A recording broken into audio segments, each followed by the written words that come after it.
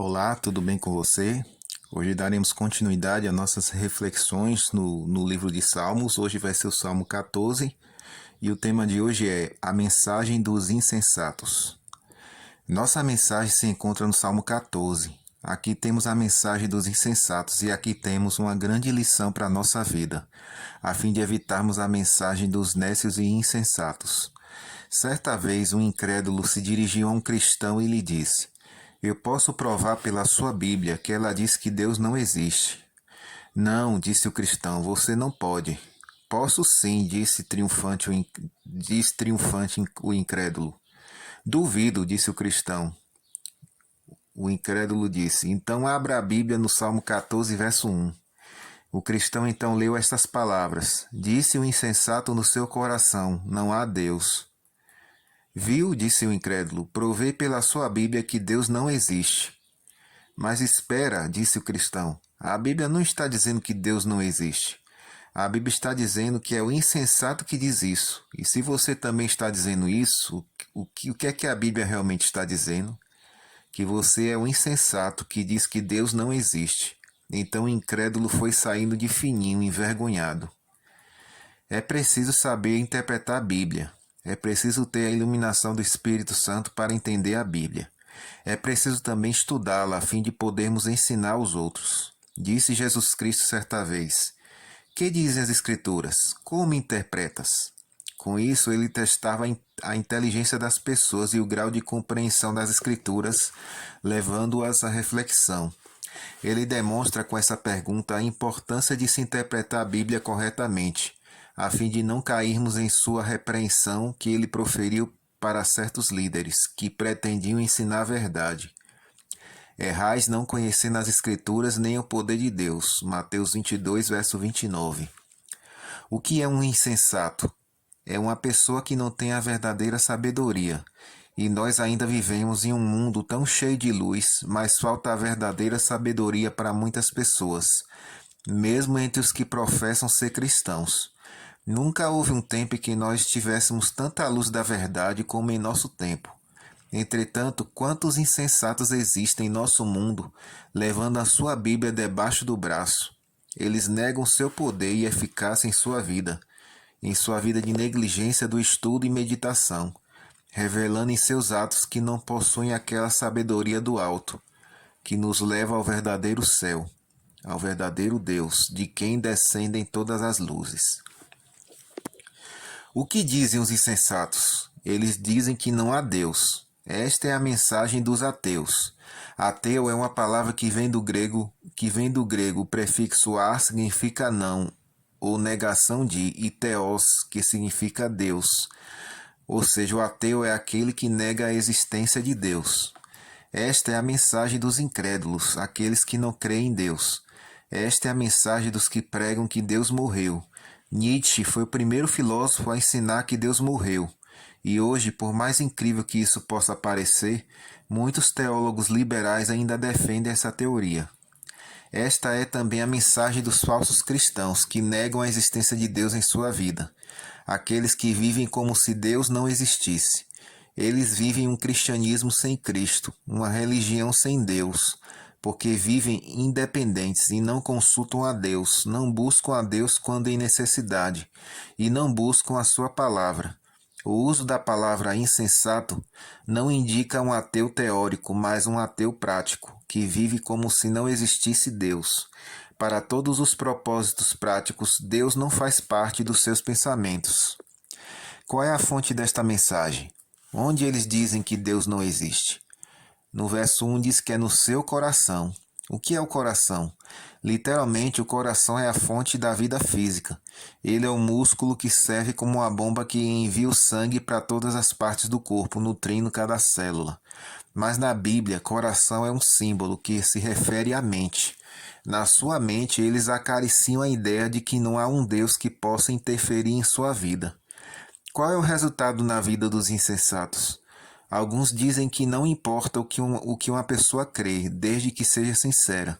Mas é impossível ser um ateu teórico sem ser um ateu prático. Se uma pessoa crê que Deus não existe, ela vai viver como se Deus não existisse. A influência da mente sobre o corpo e a vida é automática. Se uma pessoa crê de um jeito errado, vai viver do mesmo jeito errado. Daqui não há como fugir. Como é a vida de quem nega a Deus? O que fazem os que negaram a Deus? E como é a sua vida? Sua vida. Primeiro, eles corrompem-se. Corrupção do sexo, homossexualismo, lesbianismo, masoquismo, bestialismo, etc., constituem a depravação do sexo, uma realidade de todos os tempos, mas muito mais intensa e muito mais amplamente divulgada em nossos dias pelos meios de comunicação. Corrupção da educação, ensino da evolução das espécies e negação da criação realizada por um Deus vivo.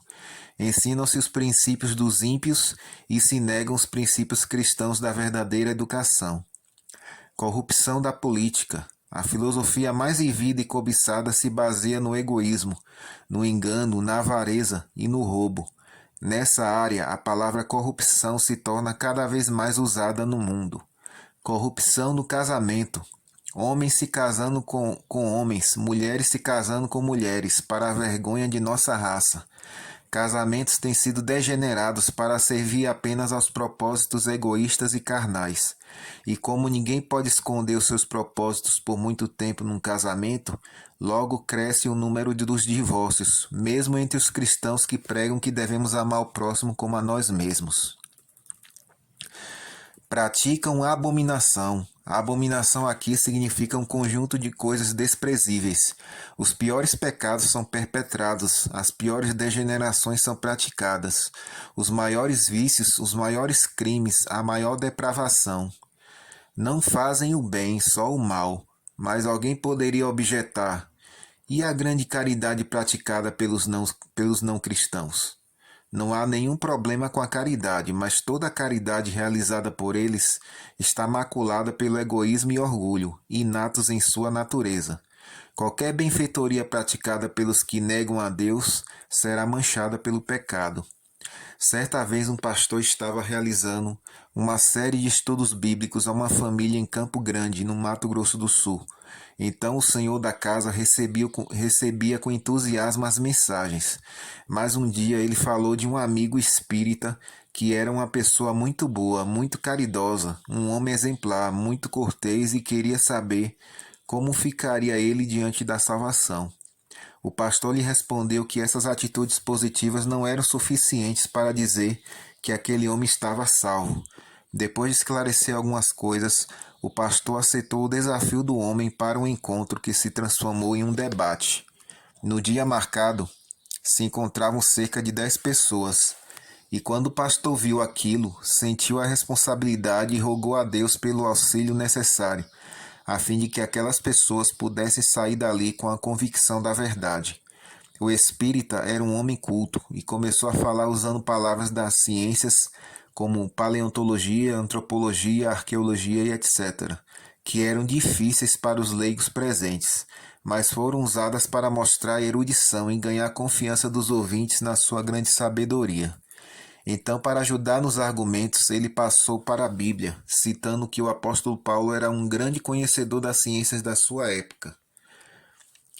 E finalizou a sua palestra pedindo água, no que foi prontamente atendido pela dona da casa.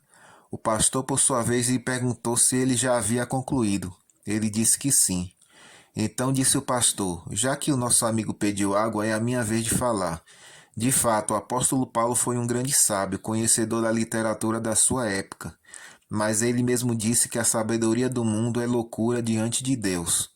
Quando o pastor disse isso, o seu interlocutor espírita ficou furioso e o interrompia a todo momento e cada vez mais nervoso, a tal ponto que todos puderam ver que o homem cortês e caridoso se tornara diabólico, vociferando maldições contra a Bíblia Sagrada.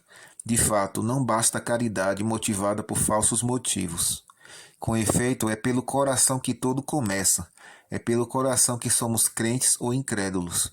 Disse Jesus Cristo que todos os pecados começam no coração, porque dentro do coração dos homens é que procedem os maus desígnios, a prostituição, os furtos, os homicídios, os adultérios, a avareza, as malícias, o dolo, a lascívia, a inveja, a blasfêmia, a soberba, a loucura. Ora, todos estes males vêm de dentro e contaminam o homem. Marcos 7, versos 21 a 23. Quantos estão contaminados? No verso 2 e 3 do Salmo 14 diz: Do céu olha o Senhor para os filhos dos homens, para ver se há quem entenda, se há quem busque a Deus. Todos se extraviaram e juntamente se corromperam. Não há quem façam bem, não há nenhum sequer. Todos se extraviaram. O apóstolo Paulo usou estas palavras para provar a universalidade do pecado, e então ele conclui dizendo o seguinte: porque todos pecaram e carecem da glória de Deus. Romanos 3, verso 23. De fato, todos já nascem pecadores. Este é o testemunho de todos os crentes do passado, e não há pessoa santa e justa. Este é o testemunho da Bíblia em muitos lugares. Este é o testemunho da experiência. Você pode andar pela rua e ver uma grande multidão, e você não vai achar nenhum santo. Você pode entrar em um hospital e não vai achar nenhum santo. Você pode entrar num convento e não vai encontrar nenhum santo. Você pode entrar numa igreja e só achará pecadores, porque todos são pecadores desde o seu nascimento. Deus mesmo testifica. Nada escapa ao seu olhar onisciente. Ele olha do céu para ver se há quem entenda, quem busque a sua graça oferecida gentilmente. E não encontra, dizendo: todos se extraviaram. Esta é a situação do mundo atual como era no tempo de Davi. Mas qual é o grande problema dos ímpios? Há uma pergunta perscrutadora. Verso 4 diz: acaso não entendem todos os obreiros da iniquidade que devoram o meu povo como quem come pão que não invocam o Senhor? Essas palavras indicam uma situação interessante. Depois de tantas evidências que Deus colocou na própria natureza e em todos os lugares, será que eles ainda não entendem? Primeiro, eles são obreiros da iniquidade e não se sentem culpados. Não podem ver porque são cegos de sua grande culpa.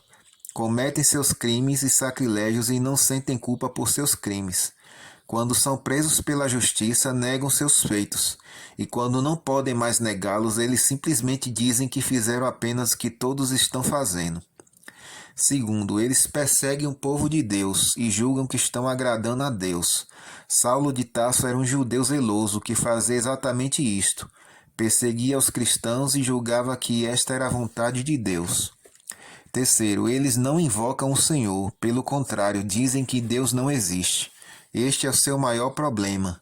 A base de todos os seus crimes e perversidades é o fato de que estão buscando muitas coisas no mundo, menos aquilo que é o mais importante para a sua felicidade. Mas é aqui que está o segredo da salvação. Diz a Bíblia que todo aquele que invocar o nome do Senhor será salvo. Romanos 10, 13. Não importa se eles forem obreiros da iniquidade. Não importa se eles perseguiram justos. Não importa se eles se tornaram corruptos, assassinos e criminosos. Se eles invocarem o nome do Senhor, se eles buscarem ao Senhor, eles serão salvos. Se você invocar o nome do Senhor, você será salvo. Certa vez Pedro estava afundando no mar e clamou pelo nome do Senhor e Jesus o salvou imediatamente. Outra vez uma mulher estrangeira, Ciro Fenícia, estava clamando pelo Senhor e ele a acolheu e ainda ensinou uma grande lição aos discípulos, de que realmente quem chamar pelo seu nome será salvo, não importa a nacionalidade.